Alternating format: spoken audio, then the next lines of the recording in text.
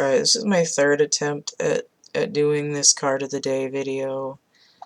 I'm gonna try to get through it as fast as I can. Hopefully it won't screw up on me again, because I don't have the energy for this. So today is the 9th. No, it's not the 9th. It's the 20th. 9/20/20. Now, I shoveled these cards out before. I did a video. I was like 10 minutes into it. So I have the 9 of Fire. Don't give up. Protect that which you've created. Have courage and believe in yourself. Okay. A little bit different than the standard waiting around forever. 9 of Wands. Moon in Scorpio. No, not Moon in Scorpio. Moon in Sagittarius. Jesus Christ. A little bit different than the standard waiting around forever. Also got Release inverted. Did I say this was the Radleigh Valentine Angel deck? I don't remember.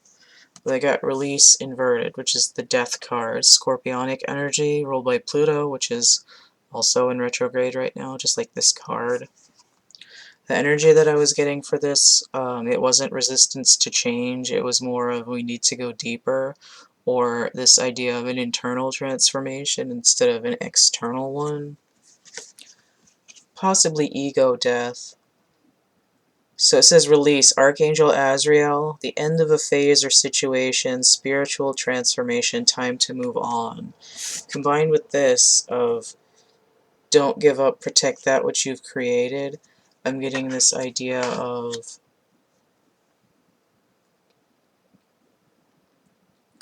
the thing that you've been pouring energy into.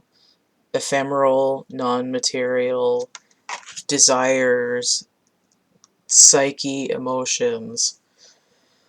You've been trying to get through something tied to your core being that's sort of giving resistance, trying to get through it, trying to achieve a personal goal of some sort, and very difficult, right? It's like the transformation, the reward for what you've been working on is just around the corner. Now, the first time I did this video, this is my third try, I said that I heard she's coming around the mountain when she comes, and I thought that was really funny. Right, and then she'll be riding 6 white horses when she comes. That's 6 of Wands. So it's sort of being like right at the precipice of having the situation actually shift after pouring all this energy into it, right? Been waiting and working and trying really hard and believing and just really sick of draining all your energy into the work and having it kind of in a place of resistance.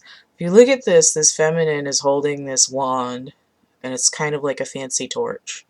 And the dragon is holding a torch as well, and he's got it behind her back, so it's sort of like it's there, but you just can't quite see it yet.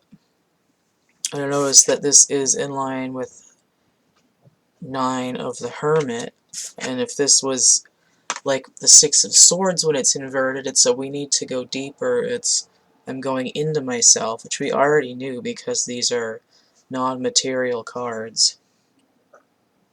And then I have a 13 breaking down to a 4, which is a foundational number.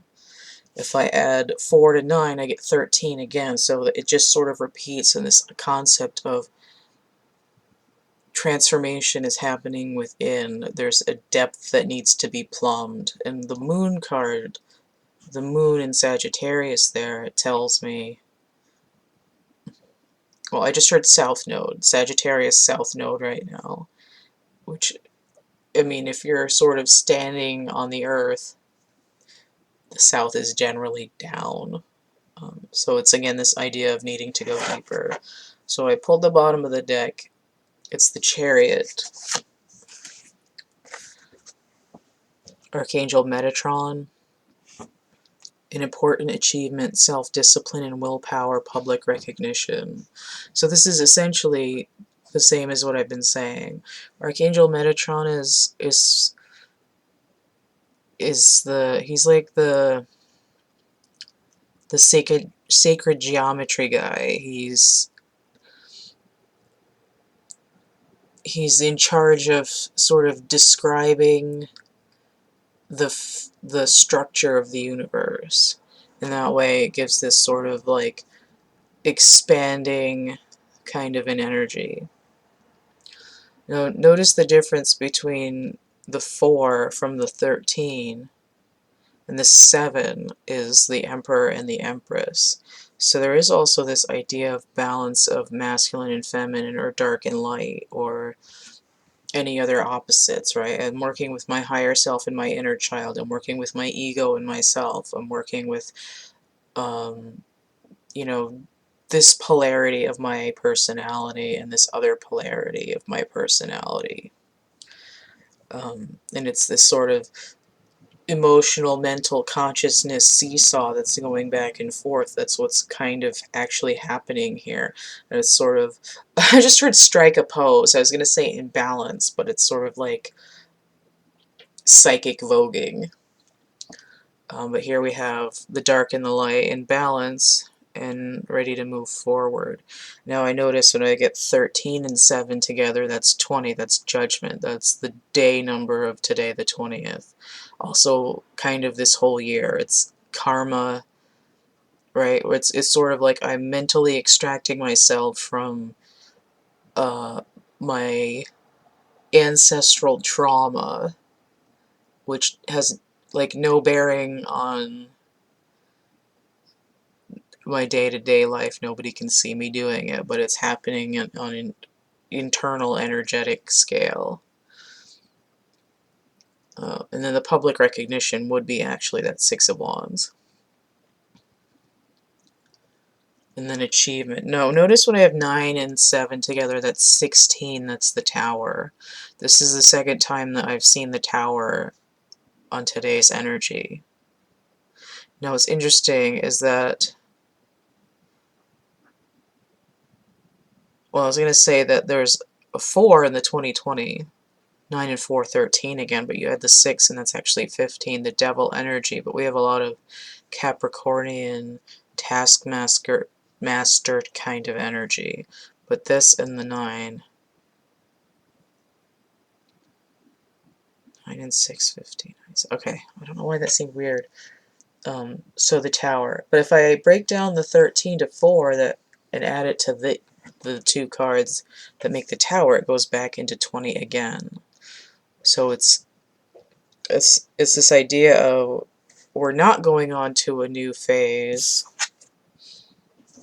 Like, we're not escaping from this journey. But in the not escaping from it and not running away from it and working on it and believing in yourself and your ability to complete, to go from the 9 to the 10,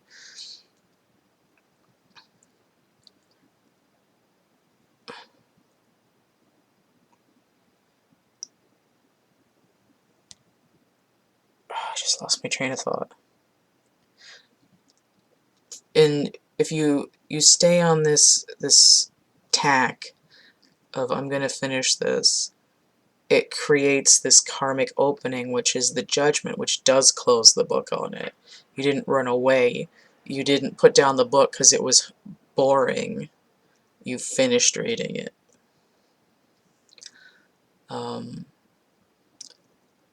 But also, if you have the 13 and the 7 and you get 20, you get the number 2, which is High Priestess, which is also a moon card, but I relate it to Pisces. But in this case, moon energy again. It's a sort of like psychic network, downloads, the net, sort of being in the web of the fabric of the universe. And then the 0, the Fool energy, that being able to open up a new journey to yourself. But then I see 9 and I see 2 and I get this sort of like 911 energy of, this has been some kind of chronic illness in my life, and I'm finally going to get some healing. I'm finally going to see that cosmic doctor, but also 9 and 2 is 11, which is universal timing, and the union of opposites, which we see in the Chariot card. So it's this idea of hang in there. The the roadside service is going to be there in a couple minutes. So if you want to get a personal reading, you can hit me up, thecatcamebackatcamp@gmail.com.